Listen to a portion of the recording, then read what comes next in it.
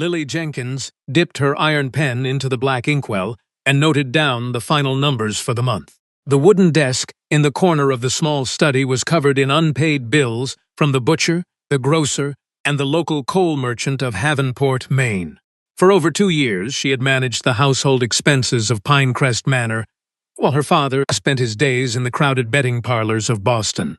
The numbers on the white paper did not lie, and they showed that the family had less than $50 left in their bank account.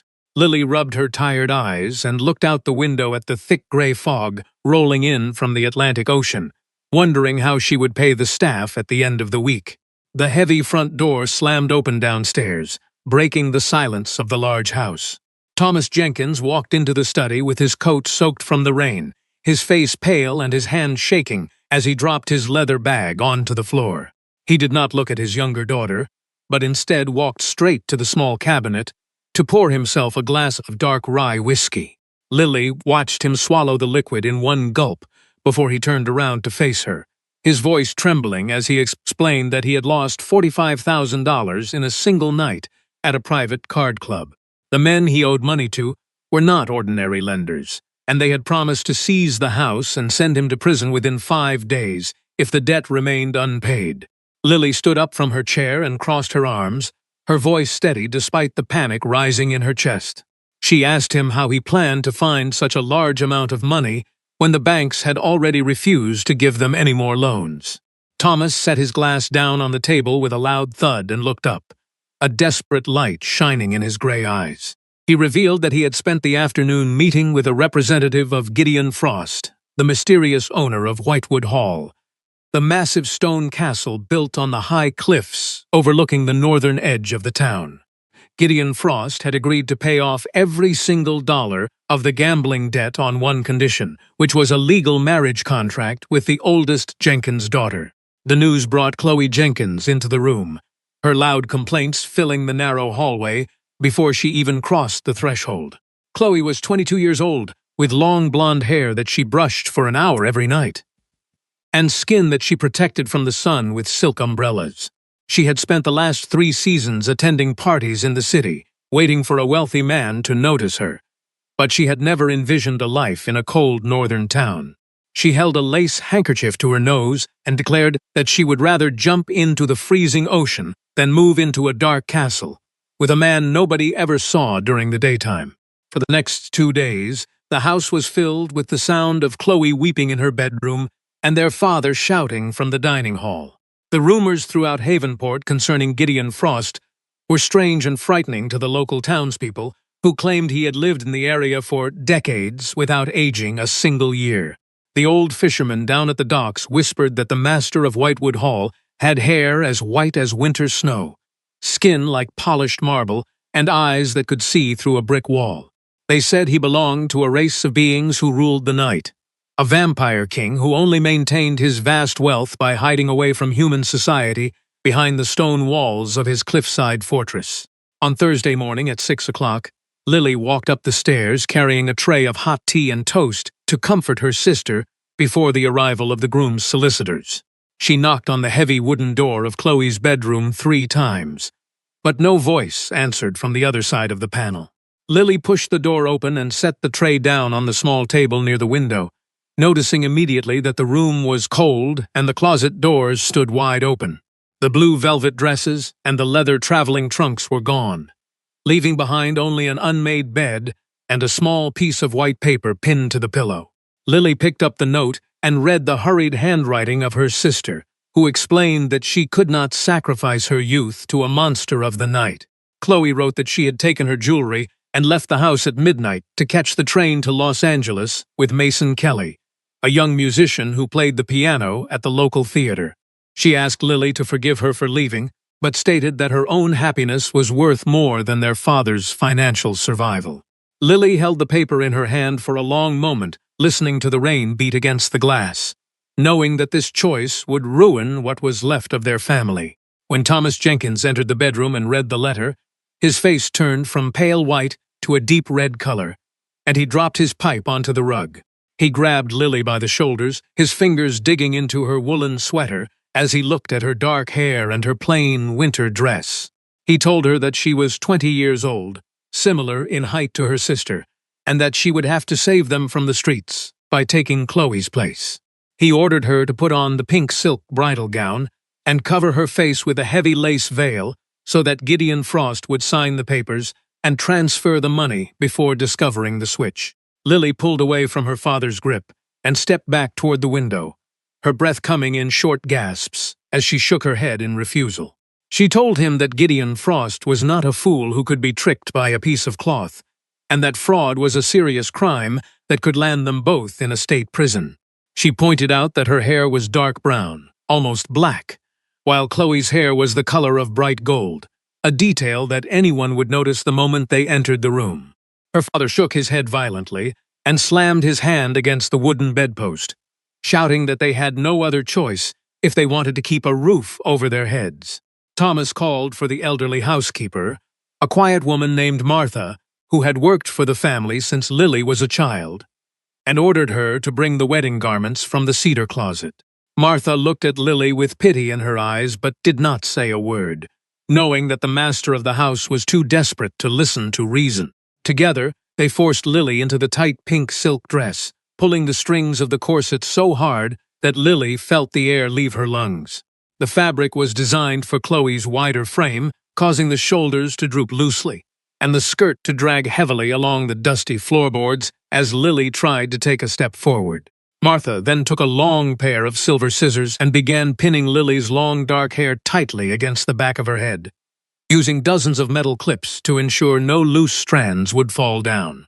She lifted the heavy bridal veil, which was made of 3 layers of thick white lace imported from Belgium, and placed it over Lily's head, securing it with a pearl comb.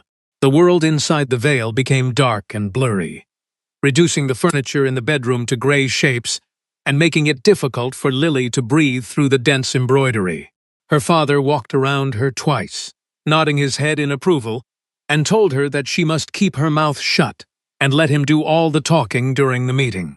For the next 3 hours, Lily sat perfectly still on the hard wooden bench in the grand parlor downstairs, listening to the grandfather clock tick away the minutes. Her hands were sweating inside the white satin gloves, and the tight corset pressed against her ribs like an iron band, making every breath a painful effort. She could hear her father pacing back and forth across the Persian rug, his leather boots squeaking with every turn, while he checked his pocket watch every 5 minutes. The storm outside grew worse, with the wind howling through the old pine trees and throwing branches against the stone walls of the house. At exactly 3 o'clock in the afternoon, the sound of heavy wheels and iron horseshoes echoed from the gravel driveway outside the front entrance. Lily felt her heart pound against her chest like a trapped bird as she heard the front door open, followed by the deep voice of a stranger greeting her father in the hallway. The air in the parlor suddenly turned cold, as if someone had left a window open to the winter's snow, and the smell of old paper and rain filled the room. The door to the parlor opened slowly, and the footsteps that entered were light and deliberate, making almost no sound upon the thick carpet. Lily peered through the tiny gaps in her lace veil to catch a glimpse of the man who had bought her sister's hand in marriage. Gideon Frost was tall, standing a full head taller than her father, and he wore a long black wool coat that reached down to his polished leather boots. His hair was completely white, falling in clean lines around a face that possessed no color at all, looking like statues she had seen in the Boston Museum. His features were sharp and straight, and when he turned his head toward the window, Lily saw that his eyes were a pale blue color, glowing faintly in the dim afternoon light. Thomas Jenkins stepped forward with a fake smile on his face, bowing low to the visitor and gesturing toward the veiled figure sitting on the wooden bench. He introduced Lily as Chloe, explaining in a hurried voice that his daughter had developed a sudden and severe sensitivity to the light due to a winter illness. He claimed the doctor had ordered her to wear the thick veil to protect her eyes until the inflammation passed, assuring the guests that she was just as beautiful as her portrait. Gideon Frost did not move or speak for several seconds, his pale blue eyes staring directly at the lace fabric covering Lily's face. The silence in the room became heavy, broken only by the sound of the rain against the glass and the nervous tapping of her father's fingers against his belt. Gideon took off his black leather gloves, revealing long white fingers with perfectly manicured nails, and handed them to the servant who stood by the door. He walked slowly toward the bench where Lily sat, each movement smooth and effortless, before stopping just 2 feet away from her. Lily held her breath, watching the hem of his dark coat, feeling a strange energy radiating from him that made the skin on her arms prickle with fear. Gideon Frost looked down at the figure in the pink silk dress, his face completely expressionless, as he leaned slightly forward to inspect the lace veil. He spoke in a low, quiet voice that sounded like smooth stones sliding over ice, asking Thomas why his beautiful daughter was trembling so hard if she was merely suffering from an eye irritation. Thomas wiped a line of sweat from his forehead with his sleeve and laughed nervously, saying that the young bride was simply overwhelmed with excitement about the upcoming wedding. He reached into his coat pocket and pulled out the legal marriage documents, placing them onto the mahogany table along with a silver fountain pen. Gideon did not look at the papers on the table, keeping his pale eyes fixed entirely on Lily's hands, which were resting flat against her lap. He reached out and touched her right wrist with 2 fingers, and Lily gasped silently at how cold his skin felt, like an icicle pressing against her bare flesh. He noted aloud that the skin on her palms felt rough and firm, unlike the soft hands of a woman who spent her days playing the piano and ordering dresses from Paris. He remarked that these were the hands of someone who carried heavy ledgers, worked in the garden, and spent hours cleaning ink from her fingertips with lemon juice. Thomas began to speak quickly, inventing a story about how Chloe had recently taken up painting as a hobby, which explained the stains and the rough skin on her fingers. Gideon cut him off with a single movement of his hand, raising one white finger to silence the older man without ever lifting his voice. He leaned closer to Lily, his face so near to the veil that she could see the perfect, smooth texture of his white skin and the sharp lines of his jaw. He pointed to a small lock of dark hair that had escaped from the metal pins and was now resting against the pink silk of her collarbone. He observed that the miniature portrait he had received from Boston showed a girl with hair like bright summer straw. Yet the strand he was looking at was as dark as a crow's wing. He added that the pink dress she wore did not fit her body correctly, as the waist was too loose and the fabric around the chest was pulled tight enough to tear the seams. He stated plainly that he was a man who spent centuries managing vast properties and negotiating contracts, making it impossible for him to miss a deception as clumsy as this one. He commanded Lily to take off the veil immediately and show him her real face. Lily felt a sudden wave of relief wash over her, clearing away the fear that had kept her frozen on the wooden bench for the past 3 hours. She realized the game was over, the lie had failed, and there was no longer any reason to pretend to be someone else to save her father from his own foolish choices. She reached up her hands, unpinned the pearl comb from her hair, and pulled the heavy lace veil away from her face, letting it drop to the floor. She raised her chin and looked directly into the pale blue eyes of the Vampire King, refusing to blink or turn away from his cold stare. Gideon Frost blinked twice in genuine surprise, his lips parting slightly as he studied the young woman who sat before him in the ruined bridal dress. Instead of the soft, golden beauty he had agreed to marry, he saw a sharp face with large hazel eyes that showed no fear, only a quiet determination that he had not expected to find. Her skin was pale from hours spent indoors over account books, and her dark hair fell around her shoulders in messy waves, giving her a wild look that contrasted sharply with the expensive silk gown. He asked her who she was, his voice losing its cold edge and turning into a tone of curiosity. Lily stood up from the bench, the heavy skirt of the dress rustling around her boots as she stood as tall as she could in front of the tall stranger. She introduced herself as Lily Jenkins, the younger sister of the girl he had actually come to see, and spoke in her natural, steady voice without trying to sound delicate. She told him that Chloe had left the house 2 nights ago, running away on the midnight train to Los Angeles with a penniless musician, because she was terrified of the rumors surrounding his appearance. She confessed that her father had forced her into the dress to steal the first money deposit before the truth could be discovered.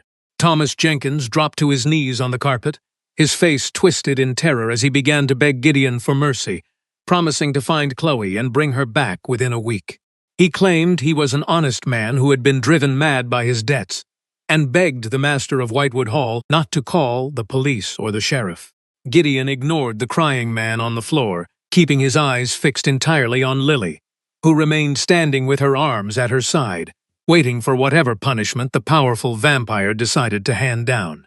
Gideon Frost stood in the center of the quiet parlor for several long minutes, his white hair catching the dim light from the fireplace, as he looked from the crying father to the silent daughter.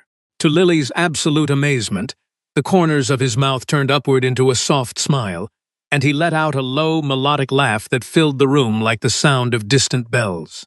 He walked over to the mahogany table and picked up the silver fountain pen, turning it over in his long white fingers before looking back at Lily. He remarked that her father was a terrible thief, but a very lucky man to have a daughter who possessed more courage than the rest of the town combined. He turned his attention down to Thomas, his voice dropping back into a cold, commanding tone that made the older man stop crying instantly and freeze on the rug. Gideon told him that he had no interest in a golden-haired girl who fainted at the sight of a shadow and ran away with a musician at the first sign of trouble. He stated that he required a companion who could manage his mortal affairs, look after his vast estates while he was away, and face the dangers of the world without losing her composure. He declared that he would pay off the $45,000 debt in full on one specific condition that could not be changed. He placed the marriage documents on the desk and used the sharp metal tip of the pen to cross out Chloe's name with two heavy black lines that tore slightly into the paper. He looked up at Lily and told her that he would write her name, Lily Eleanor Jenkins, in its place, making her his legal wife and the mistress of Whitewood Hall. He promised that the moment the ink was dry on the contract, he would banish Thomas from the state of Maine, providing him with a train ticket to the West Coast and a small amount of money to ensure he never returned to bother them again. He walked back to Lily and extended his large white hand toward her, his pale blue eyes searching her face to see if she would shrink away from his touch. Lily looked at his long fingers, knowing that accepting this offer meant binding her life to a creature of the night, a man who would never walk with her in the hot summer sun. She looked at her father, who was nodding his head desperately, begging her with his eyes to take the hand and save him from the dark prison cell that awaited him in the city. She realized that Gideon was not offering her a trap, but a way out of the ruined life she had lived for 20 years. Without saying another word, Lily lifted her right hand and placed her rough, ink-stained fingers into his cold palm, feeling a strange warmth spread through her chest despite the icy temperature of his skin. She told him that they should call for his solicitors immediately to fix the names on the paperwork, as she had no desire to waste any more time in her father's house. Gideon's smile grew wider, his sharp teeth showing slightly behind his lips, and he squeezed her hand gently, before turning around to order the servants to bring in the legal team. The signing of the new contract took less than 20 minutes, with the solicitors from Boston working quickly to change the terms under the watchful eyes of the vampire master. Thomas Jenkins signed his name at the bottom of the page with shaking fingers, grabbed the white bank check that Gideon threw onto the table, and left the room without looking back at his younger daughter. Within an hour, his trunks were loaded onto a carriage, and he vanished down the muddy road toward the station, leaving Pinecrest Manor behind forever. 3 days later, Lily stood in the small stone chapel near the edge of the cliffs, wearing a simple gray wool dress she had sewn herself instead of her sister's pink silk gown. There were no flowers, no music, and no guests from the town, only the old minister who read the vows with a trembling voice while the rain beat against the roof. When Gideon placed the heavy gold ring onto her finger, Lily felt his hand shake slightly, revealing a small crack in the cold, perfect armor he showed to the rest of the world. They walked out of the chapel together as husband and wife, stepping into the black carriage that would take them up the mountain to her new home. The ride up the cliff path to Whitewood Hall was long and silent, with the carriage windows covered in thick velvet curtains that blocked out the gray afternoon light. Lily sat opposite her new husband, watching him rest his head against the cushion and close his eyes, looking like a sleeping king made of white marble. She looked down at the gold band on her finger, wondering what kind of life awaited her inside the dark stone fortress that overlooked the sea, and whether she had truly found a savior or simply traded one prison for another. The carriage stopped before the massive iron gates of Whitewood Hall, just as the sun was setting behind the dark pine trees, casting long shadows across the stone courtyard. Lily stepped out of the vehicle and looked up at the high stone walls and narrow windows of the castle, which had stood on the edge of the cliff for more than 200 years. A quiet butler named Henry, who wore a spotless black suit and possessed the same pale skin as his master, opened the heavy oak doors and bowed low as they entered the grand hallway. The interior of the castle was cold and silent, with long hallways lined with old paintings and floors made of dark polished wood that reflected the light of the few candles. Gideon took off his black coat and turned to Lily, telling her that the castle was now her home and that she was free to go anywhere she pleased, except for the lowest cellar rooms during the daytime. He explained that his business required him to spend his nights working in the high tower, but that he would join her every evening for dinner at 8 o'clock in the main dining hall. He called for a young maid to show Lily to her bedroom, a large room on the second floor with a massive canopy bed, a stone fireplace, and a wide window that looked out over the crashing waves of the ocean below. For the first week of her new life, Lily saw very little of her husband, spending her days exploring the vast rooms and long corridors of Whitewood Hall. She discovered that while the public rooms were clean and orderly, the practical business of the estate was in a state of complete confusion and neglect. She found the estate office on the first floor, where a lazy clerk named Richard sat with his boots on the desk, drinking cider and ignoring the piles of letters from local tenant farmers. Richard told her that women did not understand the complicated nature of property management, and advised her to return to her sewing needles. Lily did not answer him, but instead walked over to the large desk and picked up the main accounting ledger, opening the pages to find lines of numbers that did not match the bank statements. She spent 3 hours checking the calculations, discovering that Richard had been stealing hundreds of dollars from the timber sales and charging the local farmers double for their land rent. She closed the book with a loud snap and told the clerk that his services were no longer required at Whitewood Hall, ordering him to pack his bags and leave the property before nightfall.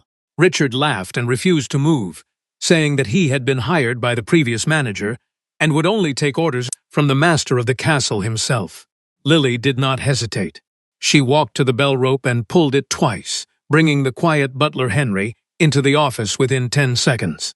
She ordered Henry to remove the clerk from the estate and to inform the sheriff if the man attempted to return to the grounds. Henry looked at the young duchess with a new expression of respect, bowed his head, and escorted the shouting clerk out through the kitchen doors. With the office finally empty, Lily took over the management of the estate, opening the heavy velvet curtains to let the pale morning light fill the dusty room. She spent the next 2 weeks working from 8 o'clock in the morning until 5 o'clock in the afternoon, sorting through years of neglected paperwork and rewriting the grain contracts. She found that Gideon owned thousands of acres of timberland, 3 local shipping docks, and dozens of houses in the town, all of which had been losing money due to the dishonesty of the previous workers. One evening, in late November, Lily was sitting at the desk with 3 large lamps burning around her fingers covered in black ink as she finished the winter budget for the tenant farmers. She was so focused on her work that she did not hear the office door open or notice the tall figure that entered the room until a cold shadow fell across her paper. She looked up to see Gideon standing beside her, wearing a soft white shirt and holding a silver tray with a plate of hot chicken and a glass of red apple juice. He set the tray down on the corner of the desk, his pale blue eyes looking at the neat rows of numbers she had written in the ledger during the day.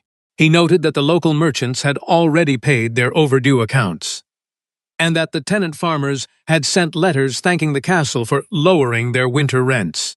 He asked her why she spent her days working so hard for a man who had purchased her family's freedom with a check, when she could be buying dresses or resting in her room. Lily reached for a piece of cloth to wipe the ink from her fingers, looking up into his white face without any fear in her eyes. She told him that she had never learned how to sit still and do nothing, and that since Whitewood Hall was now her home, she would protect its interests with everything she had. Gideon looked down at her for a long moment, his cold features softening as he reached out to touch the corner of her ink-stained hand, his fingers feeling slightly less icy than they had on their wedding day. The winter months brought heavy snow to the cliffs of Havenport, covering the pine trees in white blankets and locking the castle doors against the freezing winds from the sea. Inside Whitewood Hall, a quiet routine developed between the young human woman and the white-haired king, who ruled the night. Every evening at 8 o'clock they sat together by the large stone fireplace in the library, sharing a meal and talking about the daily business of the farms and the shipping docks. Lily learned to read the small changes in Gideon's face, noticing that he smiled whenever she described her arguments with the local wood merchants. During these long winter nights, Gideon explained the nature of his life to her, speaking in his low, calm voice without any mystery or pretense. He told her that he had been born in a distant country across the ocean more than 300 years ago, and that his white hair and pale skin were the marks of his people. He explained that he did not eat human food or sleep during the dark hours, but instead drank a dark crimson juice made from rare winter fruits and mountain roots to maintain his strength. He assured her that he had no desire to harm the townspeople, preferring to live in peace and manage his wealth away from the politics of the city. Lily listened to his words and realized that the rumors she had heard in the town were born of fear and ignorance rather than truth. She saw that Gideon was a lonely ruler who had spent centuries surrounded by servants who cowered at his feet, and merchants who tried to steal from his accounts. He had never known a companion who looked at his white skin without revulsion, or who spoke to him with the simple honesty that she brought to every conversation. As the weeks passed, the separate bedrooms they kept became a thing of the past, replaced by a deep and genuine affection that warmed the cold stone rooms of the castle.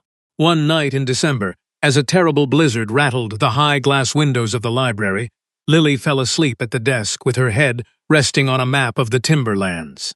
Gideon walked into the room from his tower stairs, carrying a heavy wool blanket lined with fox fur to protect her from the draft that came from the doorway. He draped the blanket gently over her shoulders, his white fingers brushing against her cheek, causing her to blink her eyes open and sit up in the chair.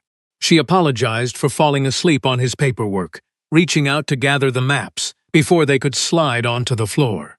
Gideon sat down in the chair beside her and took the papers from her hands, setting them down on the table before covering her small hand with his large palm.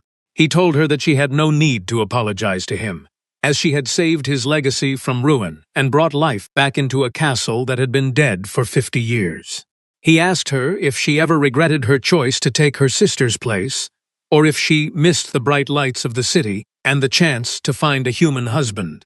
Lily looked into his pale blue eyes, which were glowing softly in the dim light of the dying fire, and shook her head without hesitation. She reached up with her free hand and placed her fingers against his white cheek, feeling the smooth marble texture of his skin and the strong line of his jaw. She told him that her sister had run away because she was a coward who only cared for appearances, but that she herself preferred a husband who was real, even if he belonged to the night. She stated that he had rescued her from a life of misery, and that she would choose him again over any human prince in the world. Gideon's breath hitched in his chest, and he leaned forward to press his forehead against hers, his white hair falling around her face like a curtain. He told her that he had spent 3 centuries waiting for someone who could look past his cold skin and see the man underneath, and that he loved her more than all the gold buried in his vaults. He kissed her gently, his lips cold but full of a tenderness that made her heart race with happiness, sealing the bond that had grown between them during the long winter months. By the time the snow began to melt in the spring, the servants noticed that the master of Whitewood Hall no longer walked with a heavy step or kept his eyes fixed on the floor. The dark halls were now filled with the sound of Lily's laughter and the smell of fresh pine logs burning in the hearth, transforming the ancient fortress into a true home. The estate was thriving under Lily's careful management, with the bank accounts showing a profit for the first time in 10 years, ensuring a secure future for everyone who lived on the land. The peace of Whitewood Hall was broken on a rainy afternoon in late April when an old hired carriage from the train station rattled into the stone courtyard. Lily was sitting in the parlor with the butler Henry, reviewing the grocery lists for the coming month when the front door opened to reveal a wet and shivering visitor. Standing in the hallway, wearing a stained velvet coat that was far too thin for the cool northern spring, was Chloe Jenkins. Her golden hair was tangled and dirty. Her porcelain skin was red from the wind, and she carried only a single broken leather bag in her hand.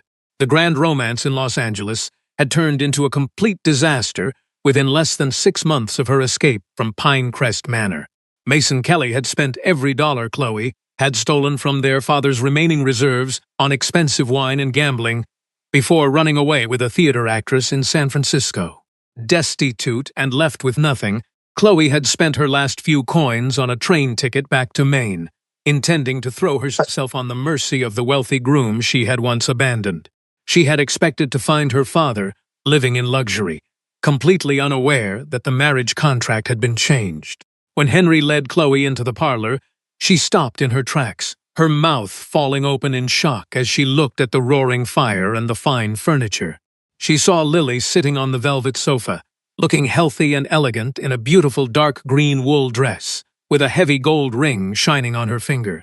Chloe's surprise quickly turned into an expression of anger and greed as she realized that her plain younger sister had taken the place that was supposed to belong to her. She dropped her bag onto the floor and rushed forward, falling to her knees and bursting into loud, practiced tears that did not move Lily in the slightest. Chloe sobbed that she had been tricked and kidnapped by the wicked musician, and that she had fought for months to escape his grip and return to her true betrothed. She claimed that the marriage contract belonged to her by right of birth, and that Lily was a thief who had stolen her title, her house, and her future while she was helpless. She demanded that Lily call for the lawyers to cancel the wedding papers immediately, so that she could take her proper place as the mistress of Whitewood Hall and receive the beautiful dresses she deserved. Before Lily could answer her sister's wild accusations, the heavy door at the back of the parlor opened, and Gideon Frost entered the room with his long black coat billowing behind him. The air in the parlor turned icy cold in an instant, and the candles flickered wildly as the Vampire King stepped toward the weeping girl on the rug. His white hair seemed to shine in the dim room, and his pale blue eyes were entirely devoid of any warmth or pity as he looked down at the woman who had insulted his wife. He commanded Chloe to stand up and stop dirtying his carpet with her fake tears, his voice dropping into a low growl that made her freeze with terror. Chloe looked up at him, her chest heaving as she tried to use her beauty to soften his expression, completely ignoring her sister as she reached out to touch his boot. She pleaded with him to see that she was the beautiful blonde bride he had originally chosen, and that he did not have to remain married to a plain girl who spent her time over dusty ledgers. She promised to be a perfect wife who would bring beauty to his dark castle, if he would only cast Lily out into the street where she belonged. Gideon stepped back from her touch, his face twisted in absolute disgust, as he placed a large protective hand on Lily's shoulder, drawing his wife close against his side. He told Chloe that she was a fool who possessed nothing but a pretty face and an empty mind, both of which were worthless to a man who ruled the night. He stated that he had purchased a bride from a bankrupt gambler, but that he had married a true duchess who had saved his estate from ruin and brought light into his lonely life. He declared that Lily was his equal and his queen, and that if Chloe ever spoke to her with disrespect again, he would have the guards throw her into the freezing ocean. Chloe stumbled backward against the wall, her face turning white as she finally understood that her beauty had no power over the powerful creature who stood before her. She saw the fierce loyalty in Gideon's pale eyes and the steady dignity in her sister's face, realizing that there was no place for her in this castle or in their lives. She let out a small cry of defeat and dropped her head, her vanity completely broken by the realization that her plain sister had won everything she had ever wanted. Lily looked at her sister's shaking figure and felt a small flicker of pity, but no weakness or desire to change the decision she had made to protect her home. She told Chloe that she would not be left to starve in the streets, but that she would never be allowed to set foot inside Whitewood Hall or Pinecrest Manor ever again. She ordered Henry to provide her sister with a hot meal, a dry room for the night, and a ticket for the morning train to a quiet town in the state of Massachusetts. She added that she would arrange for a small monthly allowance to be sent to a respectable boarding house there, provided Chloe never tried to contact them again. Chloe nodded her head in silence, too humiliated to speak another word, and allowed the butler to lead her out of the parlor and down the hallway toward the kitchen. The heavy oak doors clicked shut behind them, leaving the room quiet once more, with only the sound of the rain beating against the high glass windows. Gideon turned to Lily, the cold look vanishing from his features instantly as he cupped her face in his long white hands, his thumb gently brushing across her cheekbone. He smiled down at her and remarked that his young duchess was quite terrifying when she was defending her territory from invaders. Lily rested her hands against his chest, feeling the steady strength of his body, and smiled back at him as she pulled him down for a short, gentle kiss. She told him that someone had to look after the castle and keep the books in order, and that she had no intention of letting anyone steal the life they had built together. Gideon laughed his low, musical laugh and held her tight against his heart, promising that no one would ever come between them as long as the sun rose and set over the ocean. They stood together by the window for a long time, watching the storm pass over the water and the first stars appear in the dark blue sky. As the days turned into weeks, the memory of Chloe's visit faded away like mist in the morning sun, leaving Whitewood Hall more peaceful than it had ever been before. Lily continued her daily work in the estate office, but she now found herself pausing to look out at the blue ocean, her thoughts turning toward the warm months of summer that lay ahead. The fields were green, with new grass. The local tenant farmers were busy planting their crops, and the ships at the docks were loading timber for the cities down south. She felt a deep sense of contentment flowing through her veins, knowing that every corner of the property was secure and thriving under their joint care. Gideon spent more time with her during the quiet evening hours, sitting on the terrace to watch the twilight fade into night while they spoke of plans for the coming years. They talked about repairing the old greenhouses to grow winter roses, expanding the library with new books from Europe, and building a small school for the children of the local fishermen. The future stretched out before them like a wide, open road, no longer dark or frightening, but filled with the promise of a shared life built on respect and unwavering loyalty. Lily knew that her life was very different from the one her sister had chosen, or the one her father had tried to sell to the highest bidder in the crowded rooms of Boston. She had not found a perfect human prince, or a life of empty parties in the city, but she had found something far more valuable inside the stone walls of the cliffside fortress. She had found a partner who valued her mind, a protector who kept her safe from the storms of the world, and a love that did not depend on golden hair or smooth phrases. As she watched the moon rise over the dark waters of the Atlantic, casting a long line of silver light across the bedroom floor, she felt the small gold ring on her finger and smiled in the dark. She knew that the choices they had made had changed the map of their lives forever, turning a clumsy family fraud into a legendary romance that would outlast the old castle itself. She leaned back against her husband's shoulder, feeling his cold hand cover hers in a grip that was firm and steady, ready to face whatever the future might bring to their quiet home on the cliff. The passing of time changes many things in the world, bringing down old families and turning busy towns back into quiet forests, but some bonds remain completely untouched by the years. Looking back at the long road that had brought her from the dusty study of Pinecrest Manor to the high towers of Whitewood Hall, Lily realized that true safety is never found in the absence of danger, but in the presence of someone who will stand by your side through the heaviest storm. It is a quiet truth that does not need loud declarations or expensive promises to survive, living instead in the daily choices of two people who decide to protect what is theirs against every invader. The future would always bring new challenges and cold winter winds, but as long as they shared the silence of the night, they possessed everything they needed to keep the darkness at bay.